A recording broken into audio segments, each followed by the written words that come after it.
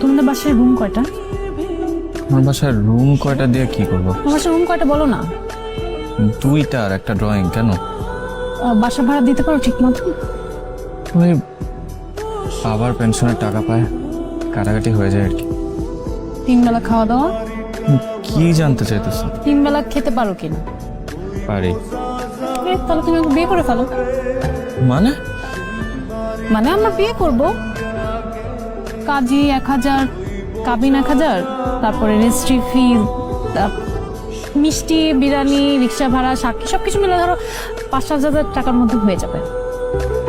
ওর কি মাথা টাথা খারাপ হয়ে গেছে? আমার না এমনি টাকা আমি নিজেই খাইতে পাই না। তুমি আমাকে এখন বলছো তোমরা 3 বেলা খেতে পারো? আরে বাবা, ভাত খাওয়া আর বিয়ে করা এক নাকি? হ্যাঁ, বিয়ে করে তোমাকে খাওয়াবো কি আমি? বেগুন ভর্তা আর ডাল খাওয়াবো, মাঝে মাঝে ডিম হলেও চলবে। পারবে না? না, পারবো না। দেখো আমার চাহিদা কম, আমার হাত খরচ অনেক কম। আমি সিফাত নামের একটা গরিবকে বিয়ে করে নিজেও গরিব হতে চাই, এটাই আমার জীবনের লক্ষ্য। এখন তোমার আমাকে বিয়ে করতে হবে, পারবা কিনা বলো? দেখি মার সাথে কথা বলে দিই। আরে ছেলে চাকরি নাই, ব্যবসা নাই, শেয়ার বাজারে লস করে 15 লক্ষ টাকা ঋণ করে বসে আছে।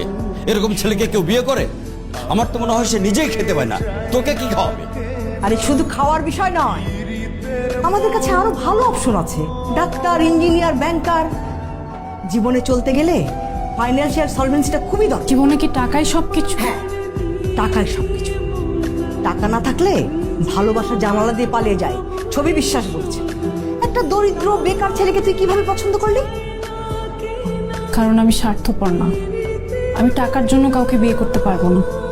রানু, কি বলছো তুমি? টাকা ছাড়া তুমি চলতে পারবে? জীবনে চলার জন্য অবশ্যই টাকার দরকার আছে, কিন্তু টাকাই তো একটা মানুষের জীবন হতে পারে না। আমি ভেবে পারবো না। তার মানে ওই ছেলেকে তুই বিয়ে করবি? বাবা, আমার শুভকে পছন্দ। ওর পরিবারের অবস্থান এখন খারাপ, কিন্তু একটা সময় তো ভালো ছিল।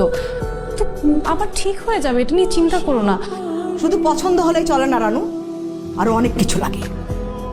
টাকা, পয়সা, অবস্থান, এর একটা যদি কম হয় না, সুখী হতে পারবি না। জীবনে অভাব পাসনি তো, তাই কিছু বুঝতে পারছিস না। দেখো, একটা বেকার মেয়েকে যদি একটা ধনী ছেলে বিয়ে করতে পারে, তাহলে আমি কেন একটা বেকার ছেলেকে বিয়ে করতে পারবো না? আমি শিক্ষিত, ও এখন বেকার, কিন্তু আমরা দুজন মিলে চাকরি করে স্ট্রাগল করে আমাদের জীবনটা আমরা চালিয়ে নিতে পারবো।